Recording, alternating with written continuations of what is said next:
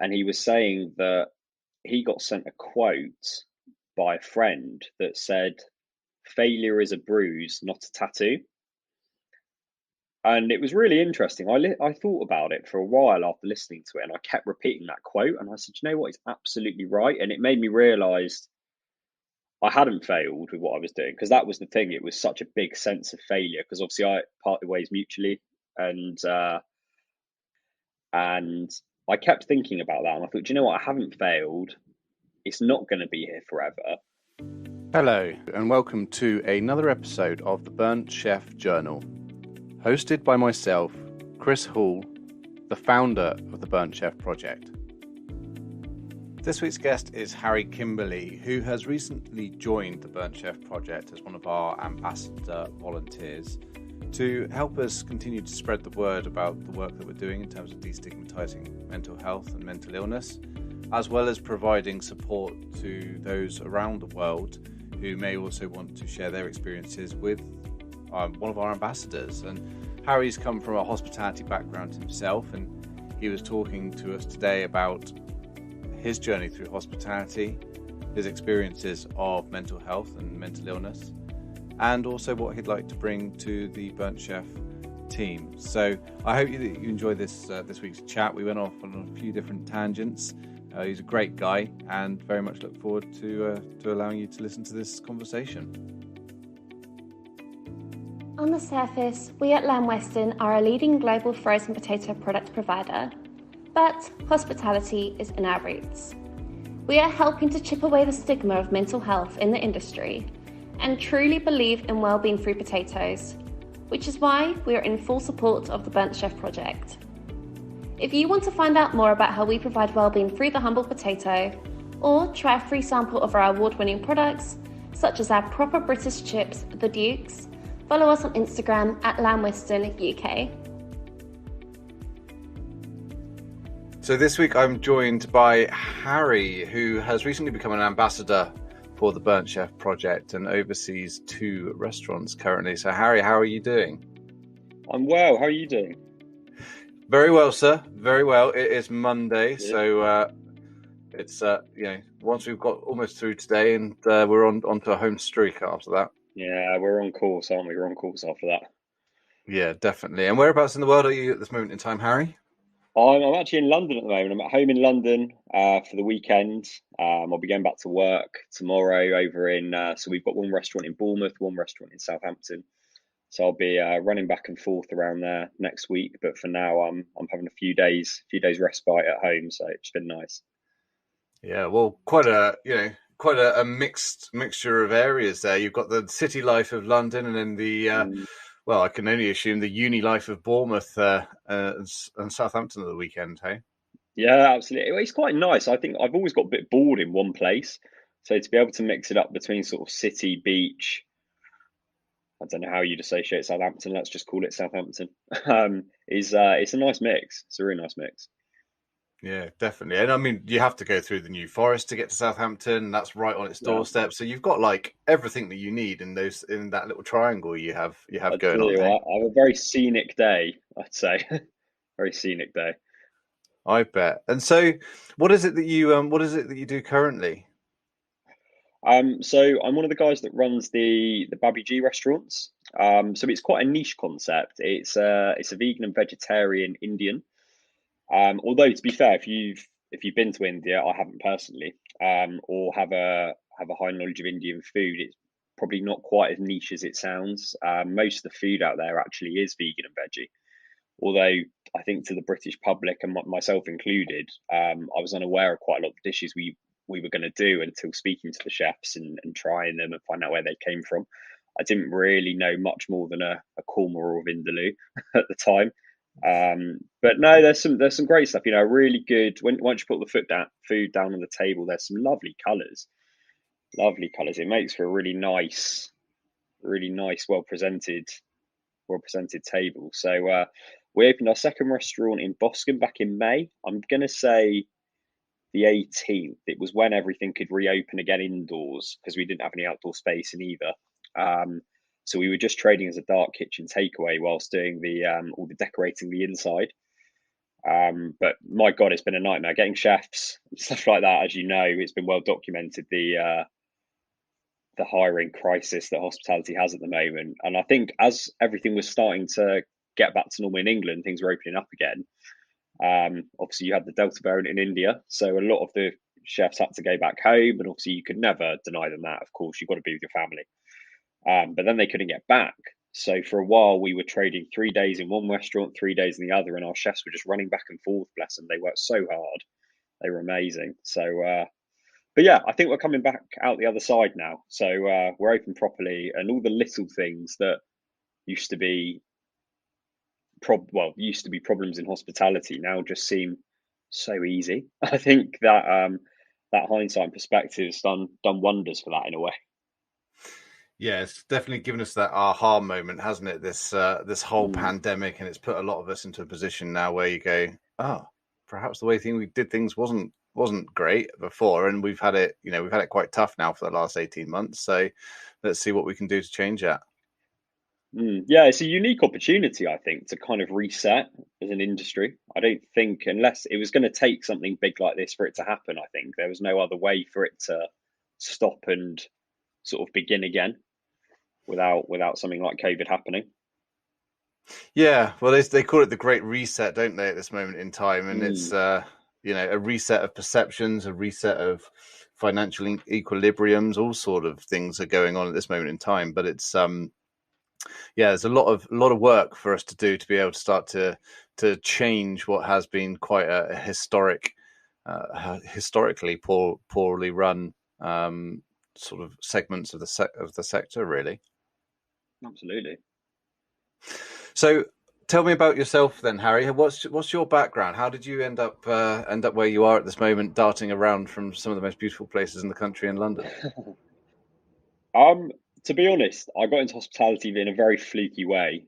So basically, I went to a boarding school called Claysmore. I don't know if you know it. It's in sort of Blandford, Shaftesbury area, sort of the countryside of Dorset. And I came home for the weekend, and my mum and I just moved to a flat on Boston Overcliff. So I'd been at school, she was doing all the moving, and we were driving back, and she just said, "Oh, I think we should get a takeaway tonight. You know, we've got a lot of unpacking to do, sort of can't be bothered to cook, etc." And in my head, I'm thinking, amazing, we're getting a Domino's. I was very excited, and she said no. She was like, "There's this place that's open around the corner called Kotai Tapas," and she was like, "I had something from there the other day. It was really good. Let's go there." So I was like, "Oh, I don't know if I'm going to like that, to be honest with you." And to be fair, I probably never had Thai food before, to my knowledge at the time. But we did it, and I had to phone through the order. And when I came to looking up the phone number, they said they were looking for staff. So I was like, okay, that's cool. I just turned 17. The summer holidays were coming up. I needed a summer job. So I dropped my CV in when I got there, and managed to get an interview, which was cool. But funnily enough, I had to then come home again for a day to do the interview. And I come back and I'm thinking, I've got some clothes at home. It's not a problem, because obviously most of my stuff was at school. And my mum, bless her, came to pick me up again, drove me home, and I got back and I just had nothing to wear for this interview. So the only thing I could find were these really small red chinos that just didn't fit me at all, but I had to wear them. So I put those on, and then I'm trying to polish my shoes a bit frantically, and I got shoe polish all over my shirt. So it just wasn't going well. And the only thing I could find was this like blue pinstriped shirt. So I turn up, I'm walking to the door, and I've got these tight red chinos on that just don't fit me, this pinstripe shirt, and these really badly polished black shoes, and I look like a clown. And I'm already thinking it's over, it's done. I'm no way I'm getting this. And because the trousers were so tight, I think I was walking like a penguin, like it wasn't good. And I get to the front door, and one of the managers, Katie, who's a good friend of mine now, she opened the door, and the first thing she said was, "Oh my God, I love your trousers." And thank God she said that, because it instantly calmed me down, instantly made me stop worrying about it. But then I ended up not going back to school, literally simply for the reason that my mum was always a single parent and we just ran out of money.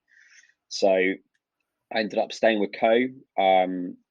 we had a sort of our Christmas party, I think sort of February of the following year. It would have been 2014. So I'd been there about 6 months, and they were doing an awards night as well with it. And I just thought, well, I'm not going to win anything. I've only been here 5 minutes. I'm just here to enjoy myself. And I ended up getting Employee of the Year.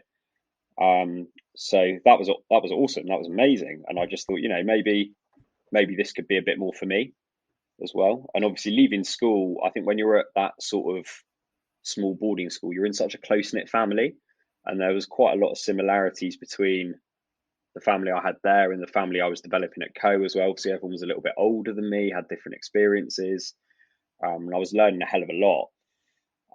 So I started at Bournemouth College and I did travel and tourism, which I didn't really enjoy. It wasn't really for me, but I had to do it because I messed up school so badly. I just didn't get my arse into gear until my last year. No, sorry, my first year of A levels. And also the colleges don't really like you working a lot alongside your course, especially in the midweek. So I kind of had to hide that from them how much I was working. But to be honest, I think I'd much prefer to have a student that's working than going out and partying all the time, which is what the others were doing. But obviously they've got rules and criteria to follow, so you have to respect that. So I did 6 years with Co, and I loved it. I was there for 6 years, loved every minute of it. I couldn't look back on it any more fondly if I tried. I was a training manager with them at 18, and just got to be a part of a company that we all grew together. So when I started there, they just opened their fourth restaurant, and then when I left, they had 12. We did loads of events. We did Co-Lounge on the beach, where we basically just put a whole restaurant on the groin of the beach, which was so much fun. And then I became a GM at 20 over there, which was just a dream for me because I'd worked with such good managers there. So to kind of be voiced in that same bracket, not that I was at that level at all, to be fair, but to be in that title bracket for me was incredible. I started over in the one in Christchurch when I did that. So I went to go run the one in Christchurch, and we were having one of those every year, our yearly hospitality staffing crisis that seems to happen yearly, where we just couldn't get staff. So we couldn't get an assistant manager at all. So it was just me there on my own. And fortunately, I had this really good area manager called Ander, who just really helped support me and calm me down over that period. Because otherwise, I just don't know what I would have done, to be fair, because we just had no staff, and I was nervous about doing it at such a young age as well, of how it was going to go.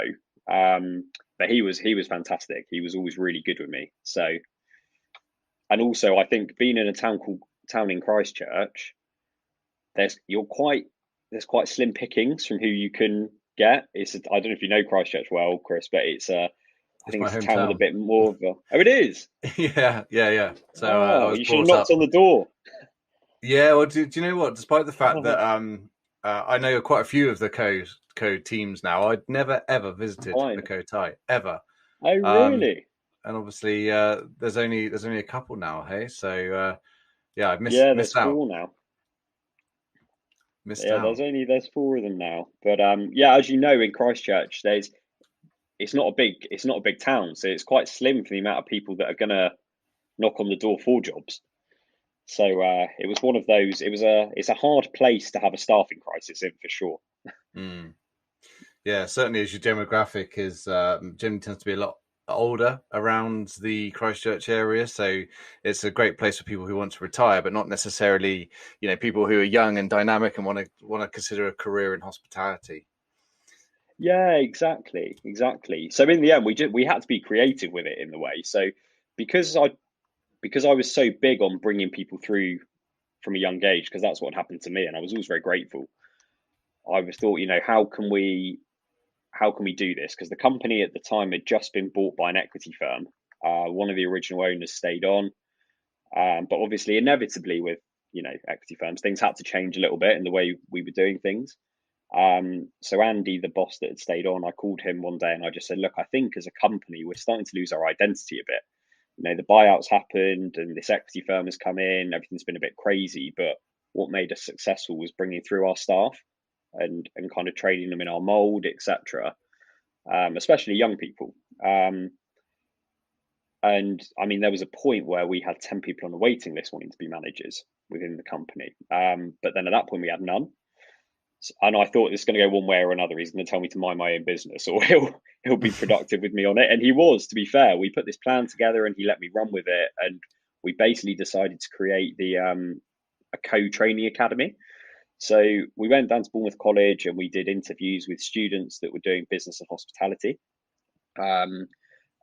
We ran trials with them, and brought the best ones on to do work placement. So it was a little bit like The Apprentice, where they had to go through stages to kind of come and do it, because we couldn't take too many on.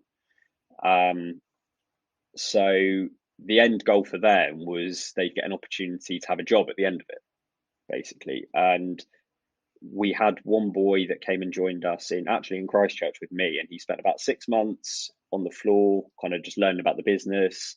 And I think it was his first job as well, so he was kind of learning the trade as well. Mm-hmm. And then he came on to be a trainee manager, which was always the end goal. And then when I left, he was the assistant manager to the new GM coming in. So whether he stays in hospitality or not for his whole career, I don't know. But I always said, if we can affect these young people in some way, that's amazing. I'll be proud of that for sure. So yeah, that's kind of what we did. And then I think after that, I'd been there 6 years, and it was time for something new. I'd started to kind of get itchy feet a little bit, and I wanted to do something different. I wanted to live somewhere different. So I moved to London to have a bit of a fresh challenge.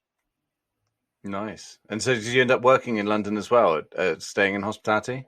Yeah, I did. So I went to this place called Archer Street. So they've got one in Soho and one in Clapham. Just to give you a bit of background on it, it's amazing. So they call it like bespoke cocktail bars, don't they? It's the fancy way of putting it. Creative cocktail bars in their own right, experimental, etc. I think was the word they use. And all of their front of house staff are performers or West End performers in their own right. So you've got some really cool people. One of them's just gone off to play Tom Jones in I think it's called What's Up Pussycat. Is a new show about Tom Jones in Birmingham. So you've got some really cool people there. Nice. And what happens is you've got it as a bar, but then every sort of 5-10 minutes, one of them will jump up on a couple of tables and they all start performing one at a time. So it's really fun. But I didn't understand. I completely underestimated how relentless the job would be, to be completely honest with you. After starting there, it was going really well. And they asked if I'd moved from the Clapham bar to the flagship one in Soho, which was a little bit further away. I was living in Putney at the time, so it was a bit further away. But I think in London, you have to commute, don't you? It's just part of the parcel of being there. Yeah. But yeah, I just completely underestimated it. I mean, the hours were crazy. I think over the winter period, we were doing about 70-hour weeks, one day off. And then because of the closing times, the venue closed at 1, and the back of house jobs at the end of the night were they were just so long, essentially. So you're leaving at about 3, you'll get home at 4, then you go again the next day. So you've got that one day off, and you've got to think, do I get some extra sleep and I'm ready for next week, or have I not seen my friends or anything in so long? It'd be really nice to go and have a day with them, but then I'm not going to sleep. Or actually, I haven't got any shirts, I need to do some washing, but again, I still need to sleep. So it was just like trying to find that balance, and it was just impossible. I mean, I think there was a point over Christmas where I had a half an hour break, and I was like, right, I need to go to the shop and get some more shirts for the rest of the week. So I'm not going to have time to wash them if I want to get some rest. So it was that relentlessness. And I think coming from a small independent restaurant group in Co to being amongst that, and I mean, there were staff that were taking drugs just to get through shifts, which wasn't condemned, obviously. No, sorry, was condemned. They were let go for it, but it just shows you the ruthlessness of the job over there, which I don't regret. It was a very good eye opener, but I think the fatigue really started to affect my work. And the attitude there was, you do a 12-hour shift, you all go out together, you all get drunk, you come back the next day, repeat all week. But obviously, I moved to London to try something different, enjoy the city, etc. So, and I've got a lot of friends up here, so I wanted to always have a good career. That was always important to me. But of course, you need balance as well. and I just didn't feel like I was getting that there. Yeah, it seems like all or nothing, which is what hospitality has got there's a lot of negativity around the fact that if you come to work, people know it's likely to be long hours and you have to sacrifice, and many people have sacrificed health or marriages or relationships for it. So, at what stage did you suddenly realize that actually this, I need that equilibrium back in life again, and how did you deal with that? I just thought, I remember thinking at the time, if I can just get through the Christmas period, start the new year, and I'll start thinking about what I want to do. So I actually got offered a trial and an interview at a restaurant group. So in London, they had 3 restaurants. They had one in Marylebone, one in Chelsea, and one in Shoreditch, I'm going to say. They were all based on Peruvian cuisine. So you'd got one that was a seafood based Peruvian cuisine. You'd got another in Marylebone that was a mixture. And then the one in Shoreditch, I think they call it Shifa. So it was all the Asian influences of Peruvian cuisine, basically. And I went in for my trial and I was just mesmerized. Like everything about the restaurants I loved. The food, the service, like everything. The way they looked was incredible. I mean, you went in there and their cloakroom was a load of wardrobes and they were just to the sides of the restaurant. So it's like opening doors to Narnia to find your coats, and they'd kind of set them up like that. Everything about it was really cool. And I did the trial and it went quite well. And I remember going home and I remember saying, I'd be so gutted if I didn't get a call back about it. And I did, which was great. So I went back the next day and I always remember leaving. And one of the other managers was like, "Oh, mate, well done tonight. Good to meet you. Just so you know, if you get a call back, the next stage is meeting the owner." And I said, "Oh, okay, cool, great." And he just looked at me and just went, "Good luck with that." And he walked off. And I thought, "Oh, fine, it'll be all right." I felt like I could hold my own. So I was quietly confident about it. And so that's what I did. I went to go and meet the owner, and we're sat in this. They had little private dining rooms that were all set like old style Peruvian lounges. Yeah. So again, really cool, really well thought of. And we're sitting in one of these, and he starts talking. And he's telling me, about the business and the history of it, etc. And then it's like someone just flicked a switch. He's screaming, he's shouting, he's flipping chairs, he's whacking the tables. And I'm just thinking, what the hell's gone on? Trying to remain very calm. And I looked at the HR manager, and as if to say, what the hell is going on here? And she gave me this subtle nod, as if to say, don't worry, it's okay. Just ride it out. And I think now I look back on it, I think he just wanted to see how much he could throw at me without me biting back, just to see what my threshold was. Clever tactic or bonkers, I don't know, to be fair. But Right. at the end, I just turned and I said, "Well, look, do you want me or do you not?" And he said, "No, it's the other way around." And I said, "Well, look, if you want me to come and work here, I need to have X, Y, and Z.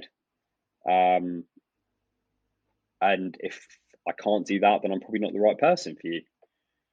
And he just looked at me for ages, and in my head, I'm thinking, "Oh no, please don't kill me," because it was getting terrifying, terrifying. But then he was like, "No, cool, I'll send you a contract later."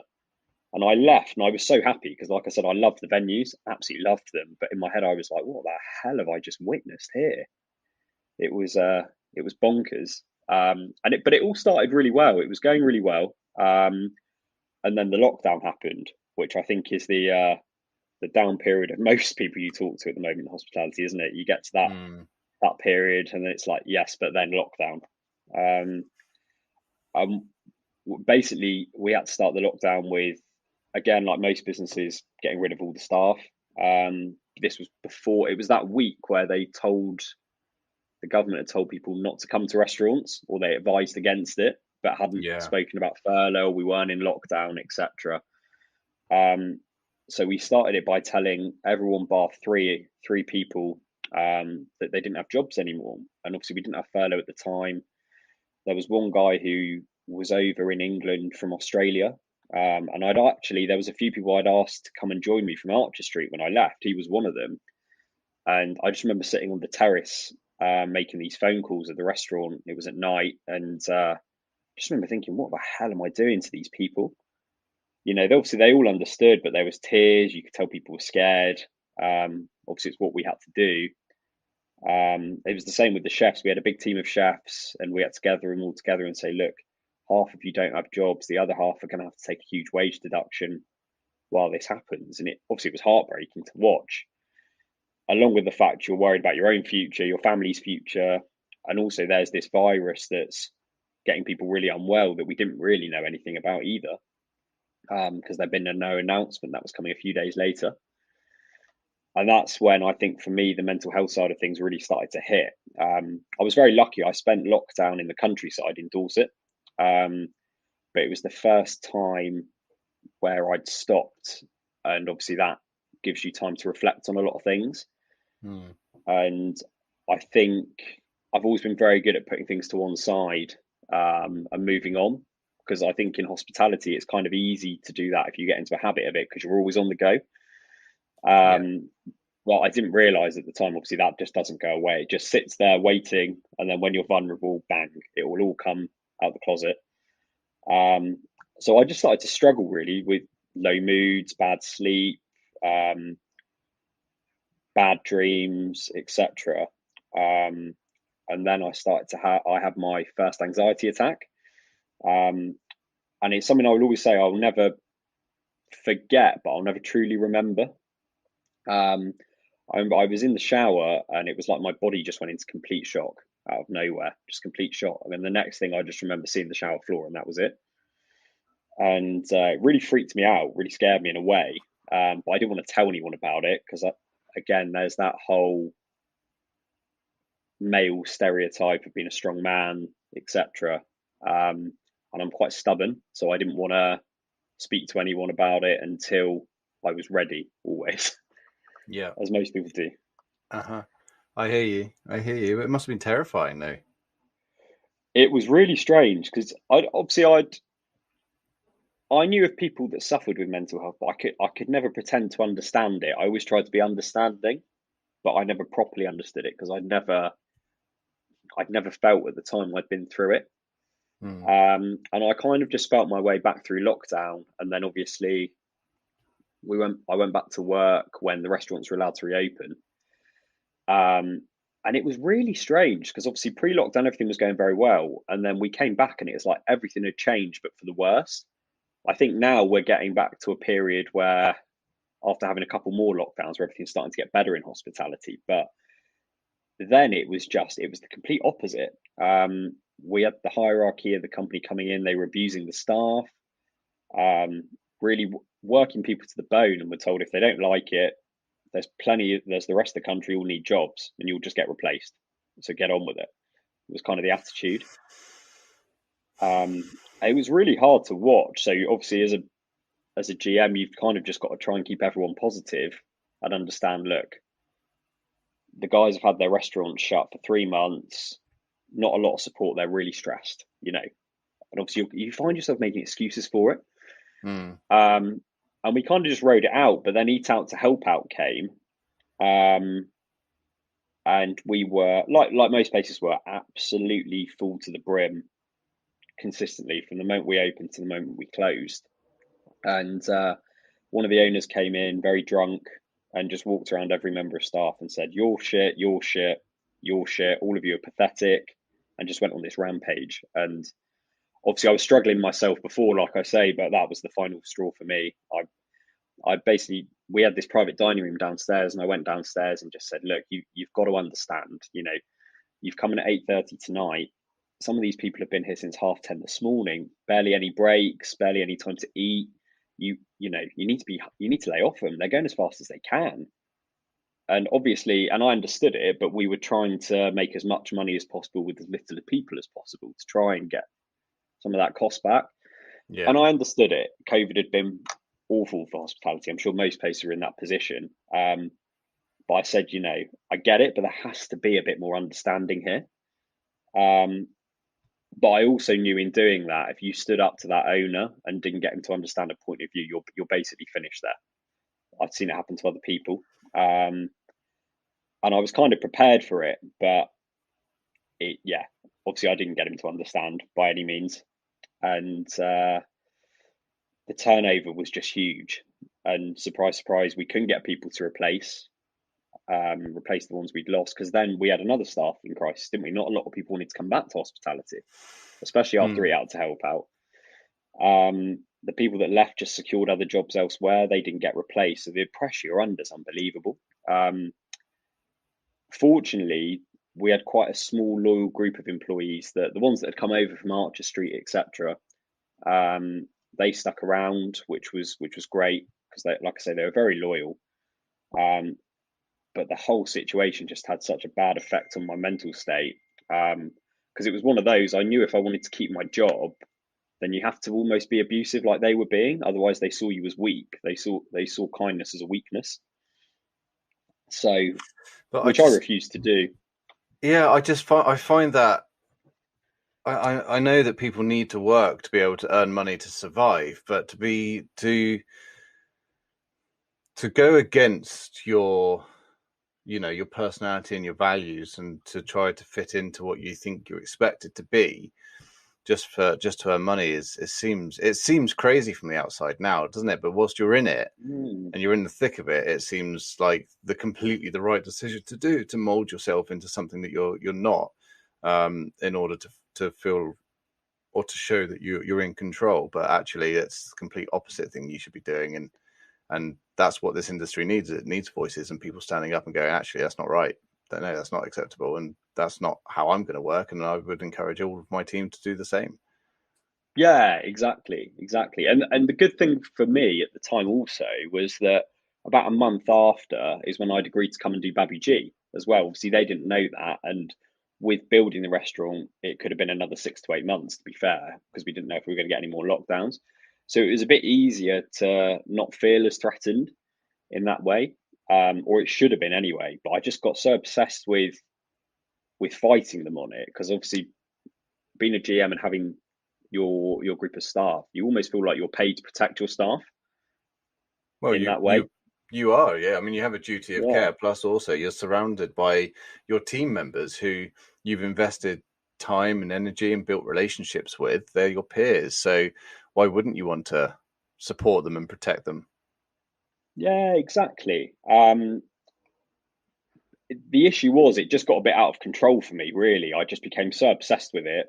And it just took my focus completely off the customer, and started to affect my work. And I think it's one of those things, once you get into a spiral like that, it's quite hard to pull yourself out of it.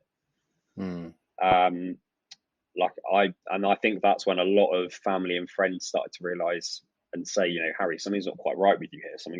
Something's going wrong. And I think a lot of them didn't really know how to react to my behavior at the time, because I guess it's just something they weren't used to from me, to be fair. And I think normally I was quite good at being a strong person, but I think them seeing that complete frailty in how I was conducting myself was difficult. What sort of things, what sort of examples can you give? How are you different? All I could think about was I became obsessed with things. I became obsessed with having to protect my staff and fighting these bosses, and how could I do this? How could I do that? And I started to lose my temper over stuff, and I was acting erratically and irrationally. At the same time, I was still struggling at home. I wasn't sleeping, which probably contributed to that, to be fair. And it kind of got to the point where I was having to wake up about 2 hours before I was actually meant to leave, because I knew I'd wake up and I'd go through all these motions. I'd go through the anxiety attacks in the morning, etc. And I knew that if I didn't set an alarm 2 hours earlier, I probably wouldn't make it out. I needed that time. Crikey, so you're getting even less sleep, trying to protect yourself from your body's reactions to the stressful situations you were in. So it's almost like never-ending. Well, it is a never-ending cycle unless you break that, really, isn't it? Yeah, and I think at the time, all I could think of was that if I can just get this done, where I was never going to win this argument, to be fair, but I thought, if I can win this argument, I can look after my staff, then I'll start to feel better. And I just didn't realize that was just never going to happen. Never going to happen. And I think when you're having these anxiety attacks and your heart is going so quickly for long periods, and you're getting things like, breathlessness, dizziness, it just really knocks you out, really exhausts you at the same time. So it's like having another layer of exhaustion. Well, yeah, it's. I was listening to a talk the other day about burnout and why it's so damaging, and because burnout is habitual, long-term chronic stress, and the same with anxiety. If you're having regular anxiety attacks, your body is being pumped full of different hormones and stress levels, and you're constantly having to be in this fight or flight mode, which is fine if you're in a fight or flight mode for 30 seconds and it happens once in a blue moon. But it's like trying to get into a boxing ring with Mike Tyson and go for 150 rounds at the same pace, and then get out and then go back in and do the same thing. You physically, it's impossible. And this is why, it sounds like you're in this situation where the anxiety attacks were having more of an impact on you.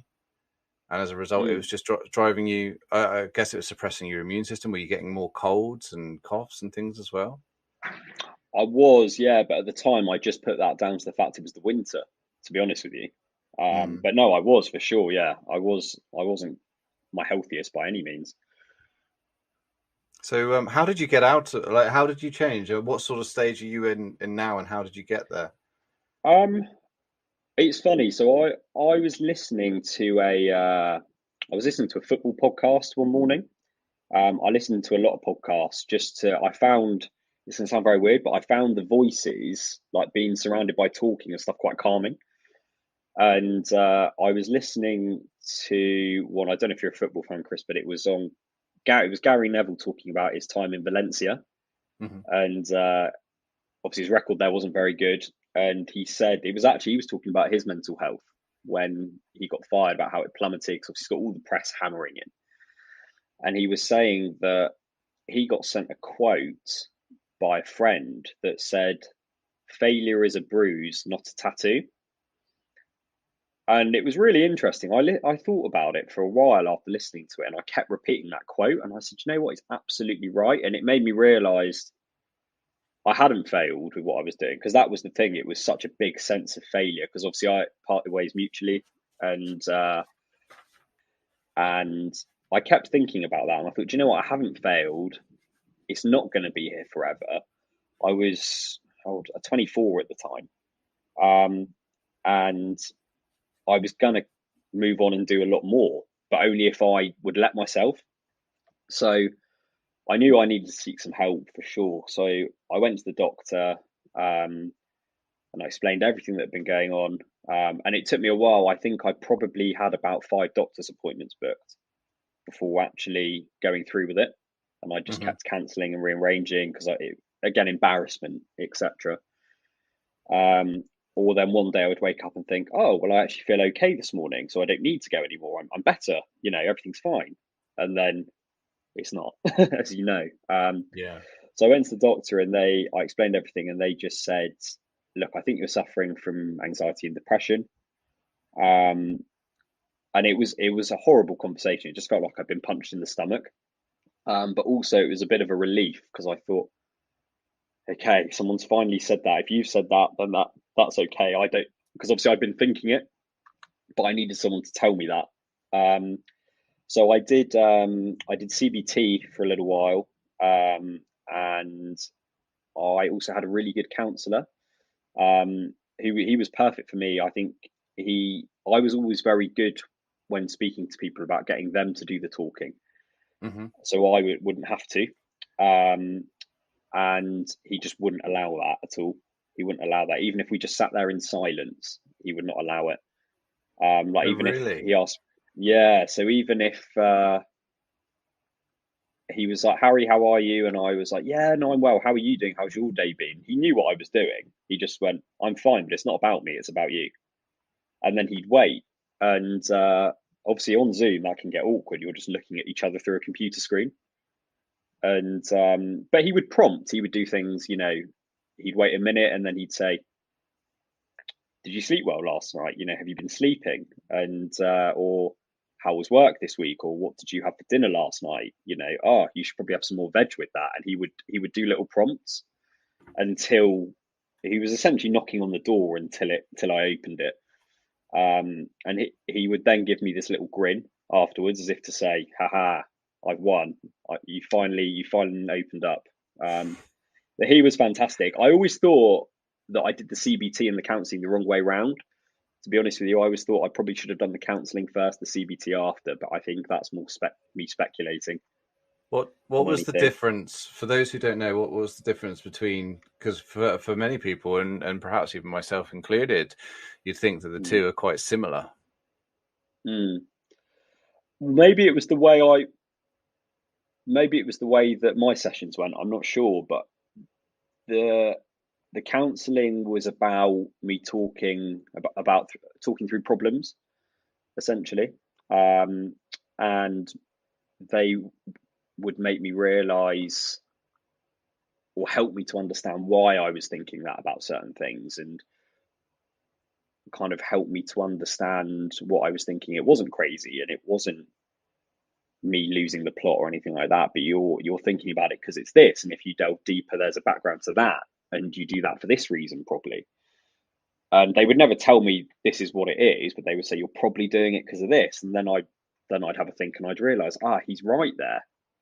That's exactly what it is. It was literally like putting equations together.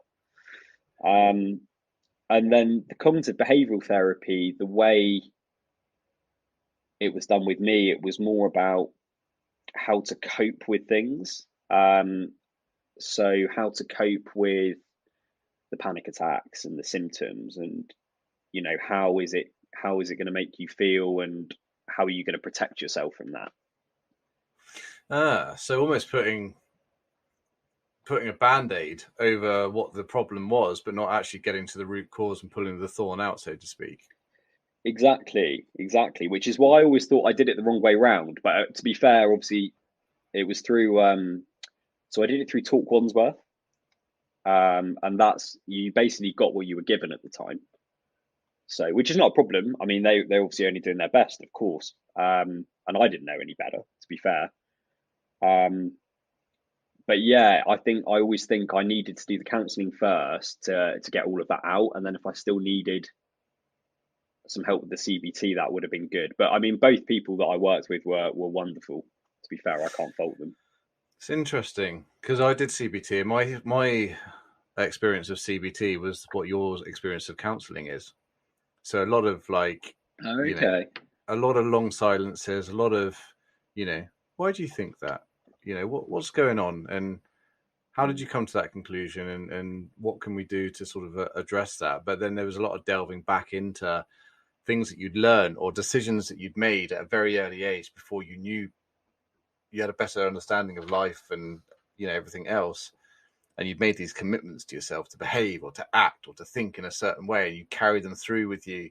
But as you said earlier, chucking stuff into a closet, hoping it goes away, and then eventually that closet gets so full that it's fit to burst, and that ends up going home and trying to leave your family and leave your family home, and and then the reliance upon alcohol and the blowouts at the weekends with drugs and other things, just to try and have some sort of release from what's going on inside your head. It's just trying to numb things, isn't it?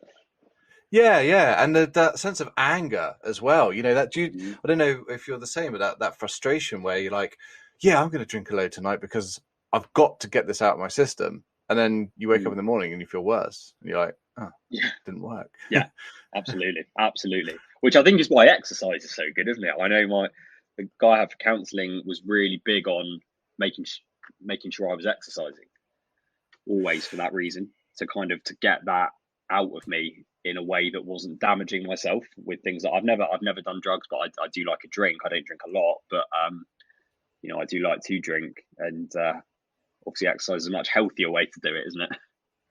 Yeah, 100%. I wonder if there's any therapy or counselling that's actually, you have to be moving at the same time to be able to do it, because I think that would be great. And if anyone's listening out there and who already does this, get in contact, because we'd love to be able to utilise and put people through that form of therapy. But yeah, exercise has this ability to unlock certain parts of your brain, doesn't it? When you're all sweaty and you're tired, once you've got all that adrenaline pumping through you and your serotonin levels are rising, it has this magical healing property, doesn't it?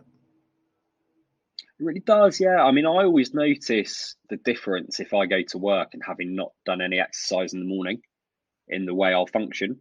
Always. I think if I've gone and done, even if it's a 20-minute run, it doesn't have to be anything long, but if I've just got up in the morning, got a bit of air in my lungs, got moving, it got a little bit of a sweat on, it makes a huge difference to how I function over the day. I don't know why, but my brain definitely works a lot better. Yeah, well, I think when you strip it all back to when we were roaming the plains of Africa, getting, hunting saber-toothed tigers or getting hunted by, our needs were very simple back then. We needed to stay safe, stay secure, reproduce because we were animals, and that's the life cycle. But we were migrationary, so we always moved, and those sort of key things. When you strip it all back to basics, if you living a life where you're not moving much, you're eating crap food, perhaps you've got financial concerns or financial worries. There's only wonder why we're experiencing an epidemic of massive proportions when it comes to the mental health subject.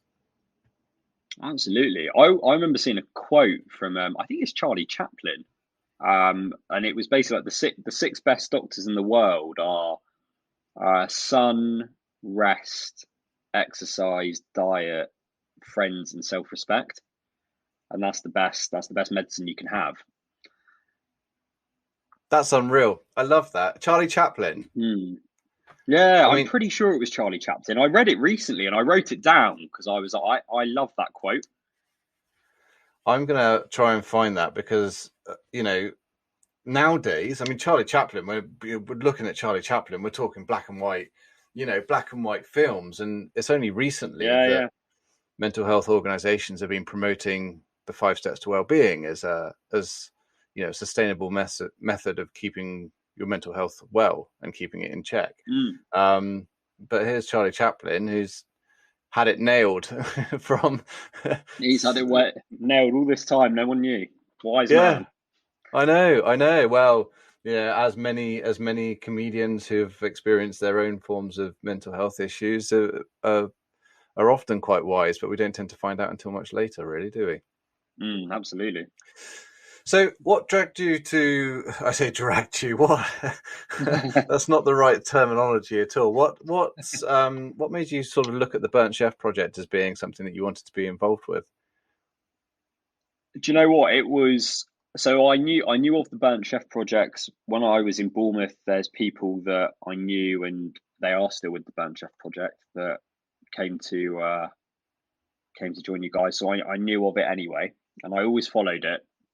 And then obviously when I had that experience in London, and I always thought I never wanted. I knew it was an important topic, but I never wanted to get involved in something like that without having the experience of it myself. I almost felt like I'd be a hypocrite in that way. Not that people are, to be fair, if they do get involved in it. It's great to have as many people as possible, but that's just the way I felt at the time.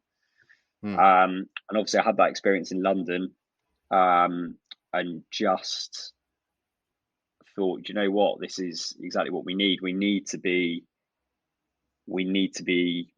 telling people about this. We need to be, doing everything we can to look after our staff. I've always been big on having a really close-knit staff group, always, full of personality, etc. And obviously you want to protect those people, and you want to be able to, like we do at the Burnt Chef, we want to be able to train our managers to be able to look out for these things and to be able to look after the people we work with, and just raise awareness as well. Because I felt, obviously, with that experience I had, I almost was kind of subconsciously trying to do that, but just didn't do it in the right way at all. And I think being with the Burnt Chef and being with a big group of people, the group of people we have, doing it together, there's something nice about it, and it's supportive. Yeah, it's a community. It's almost like a community inside a community, isn't it? Like the hospitality industry is a community. We're all in it together. But then, this subject matter has been under the radar for so long that it's going to take a big voice to be able to get it changed. And the more of us there are, each working, whether it's in an independent site or on a larger scale, every single voice around the world helps. and it starts to begin to create that traction where more people are able to donate to the project and put in place initiatives themselves as well that benefit the teams that, fill the skill gap shortage, because there's a massive skill gap shortage out there at the moment with people who just don't know how to be leaders. They haven't got any skill sets when it comes to managing people, yet they found themselves in these positions where they could be managing hundreds of team members. And also, more importantly, trying to provide support for those who are experiencing mental health illnesses as a result of high levels of stress and working environments. So it's great to have, whilst it's not an essential quality to be able to become a part of the Burnt Chef Project is to experience a mental health issue. It certainly does. I say it's like it's a superhero's power, because it gives you this greater sense of awareness of not just yourself, but of what other people might be going through as well. Because up until that point, you can be quite blinkered. Yeah, absolutely. So what are you, and I'm going to put you on the spot now, Harry, what are you looking to do with your ambassador role? What sort of things would you like to implement, and what sort of impact do you think that you'd like to have on the Burnt Chef Project on a grander scale? That's a good question. You have put me on the spot. I think I've always been, as I think I mentioned on here originally, really big on trying to bring people through in hospitality young, always getting that next generation. I mean, I'm only 25 now, so I've got a long time to go with it. But I think because of the reputation being so bad in the industry, I think we are starting to scare people off even more. And I don't think we're getting people to stay in the industry. And I think you look at schools now. I mean, we used to have we had PSHE lessons when I was at school, and all you learn in those was not to bully people and how to put a condom on a banana. You didn't learn about anything mental health related when that should have been in that curriculum. And I think colleges even more so because of lack of funding. I don't think it's their fault. It's just it is lack of funding. And I think if through my ambassador role I can help bring through that next generation with them having the knowledge that it is okay and it will be all right, and it's something that it does happen in every industry, but it's more documented in ours, and we're working on it.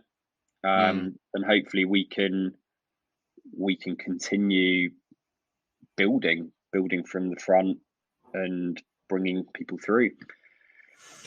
Well, I'm glad I asked that question. I'm glad you answered the way you do, because I have something as part of the work that we do, and as part of the fundraising that we do. It pays for us to go into colleges and talk to students about stress and painting a positive picture of hospitality, but also allowing them and providing them with the confidence that actually, if they don't feel okay, it's okay. And also to be able to understand what the difference between right and wrong behaviors within the workplace is.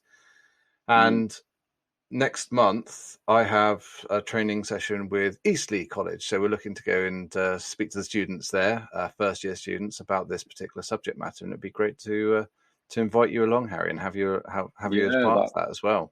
That'd be fantastic. Thank you. So there we go. We're already on your mission, but this is part of a much larger thing. So come next year now, probably the first quarter or second quarter, we're going to be doing a tour of all the colleges around the country, all the catering colleges, with a few sponsors, and going in there to do exactly the same thing, but on a much grander scale. So this year we did 18 via Zoom. I'd like to do more than that face to face, if the colleges will have us. Yeah. So we'll need all hands on deck for that one. Yeah, well, I'll be there. I will be there.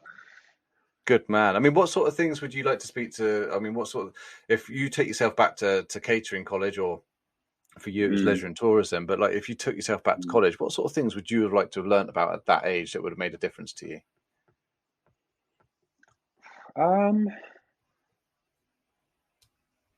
I know this comes up quite a lot. I don't think we're taught enough life skills in schools and colleges in general, and about, I mean, life is what we have. It's, and obviously it's what we do with it, but that's the one thing we all have in common as humans. We will all have lives in some way. And I think we're taught so much about the political side of being as a human. I just don't think we get enough support in basic things.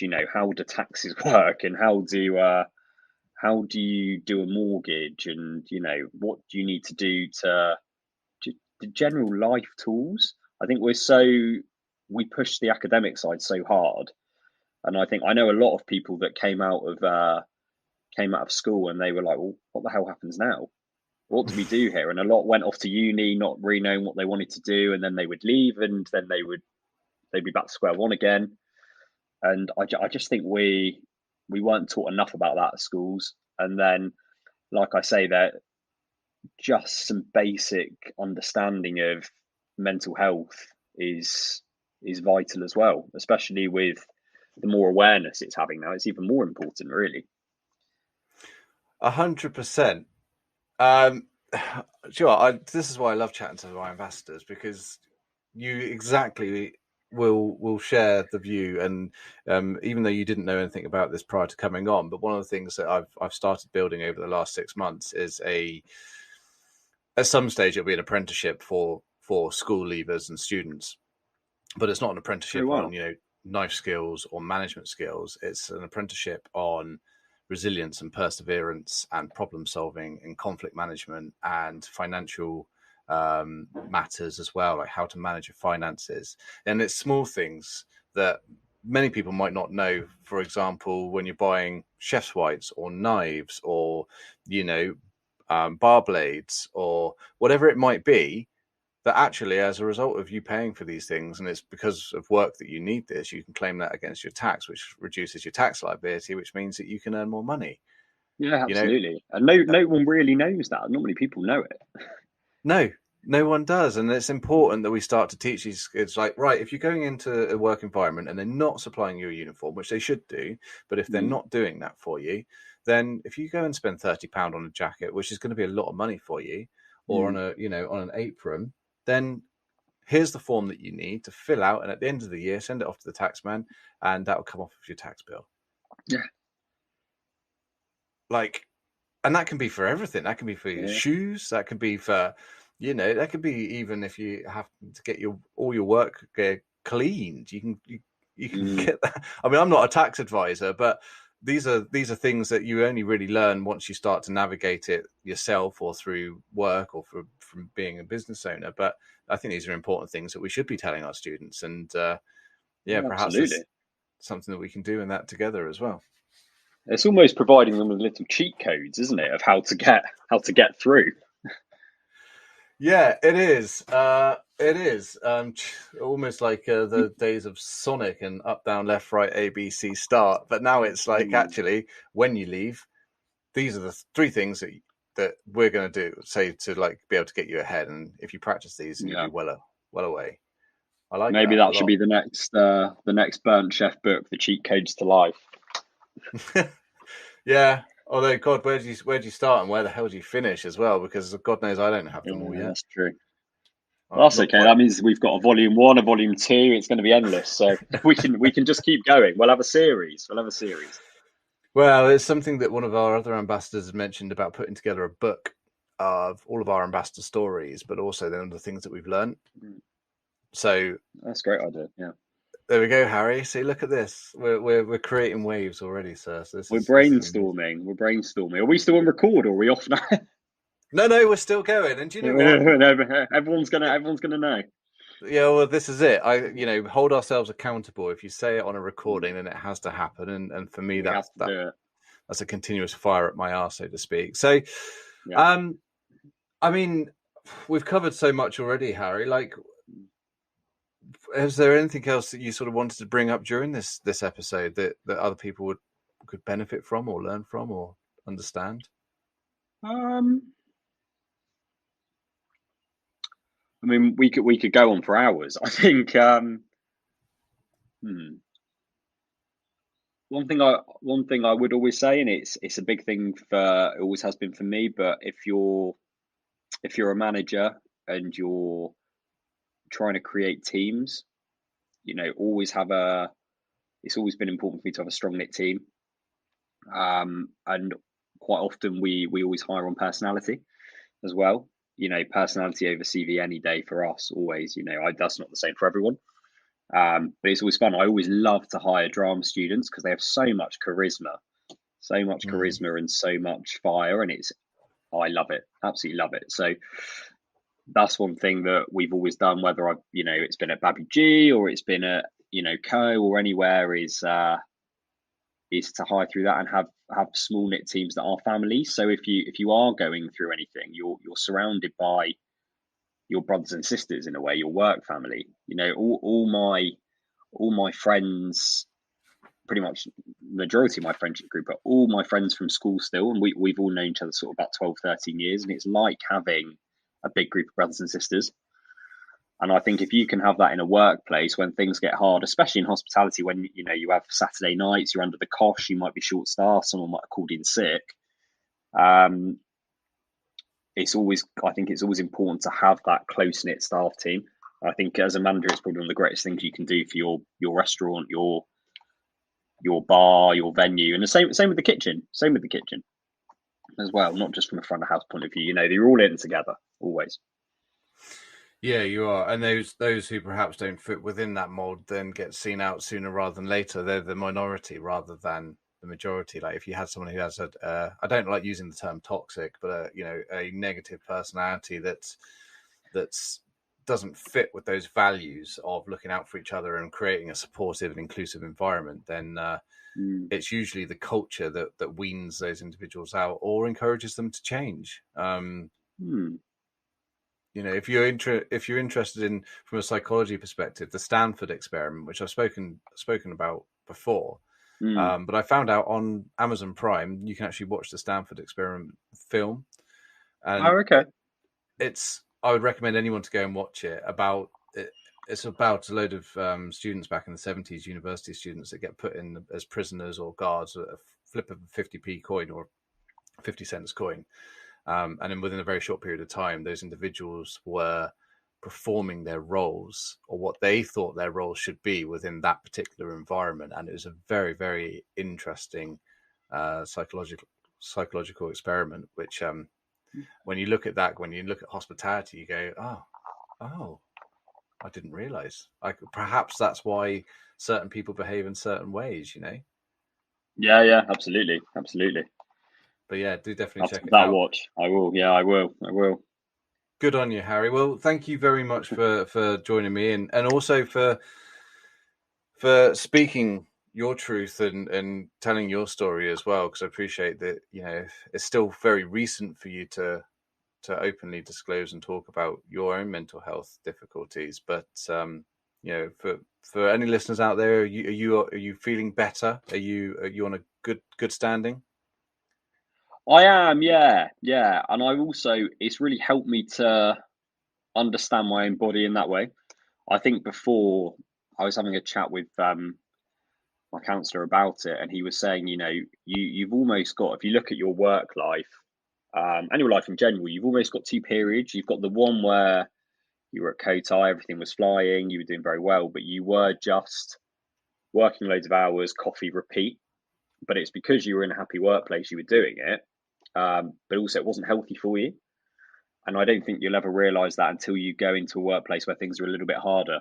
And it just really taught me to basically recognize the signs and how my body responds to things.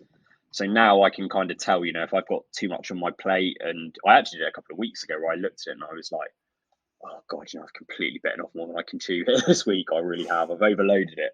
And I knew that because I was starting to get those feelings of anxiousness and those random symptoms. And I just thought, why is this happening? I've done this. And that's why. So no, in a much better place, I'm in a fantastic working environment now for sure. And yeah, no, doing much better. Good on you. And as part of our ambassador network, you've signed up and taken a pledge to support other people with their mental health and well-being. So if anyone wants to reach you, how can they get hold of you? What's the best way? Email or social media. My email is harrykimberley@gmail.com. And then I'm on all the social medias. So all just under Harry Kimberley, or drop me an email. Or if you ever fancy some vegan and veggie food, I'm at Babby G. You can find me there. We can have a curry and a chat always. Curry and a chat. And curry and a chat. We'll make that an event. Definitely. I'll be taking you up on that, actually. Perhaps after our talk at Eastleigh, we can go for a curry and a coffee. Yeah, sounds great. Although the two together doesn't sound quite the same. They don't sound like they should be married. It'd probably be a coffee and a curry and a tea. There we go. Yeah. To be fair though, if you do like your coffee, we basically do a coffee called Udderly, and it's specifically made for vegan milk. So it's a little bit different. It's very nice, but it's slightly different because we have an all vegan bar. So it's coffee beans that are made for those types of milks. Interesting. Because I'm a bit of a coffee. I'm not a coffee snob by any means. I'll drink anything from the big 3 kilo tins of Nescafe all the way through to single origin bean. But I'd love to learn more and explore that in more detail because I didn't realize there was such a thing. Yeah. So well, I didn't. To be fair, I didn't. But it obviously just went with what we were doing. So we'll have a pre-curry coffee and we'll have a coffee and a tea after. Perfect. Sounds great. Thanks ever so much for joining me. And we'll see you very shortly. Yeah, see you soon, Chris. Thank you, mate. Cheers, dude. Bye. Bye.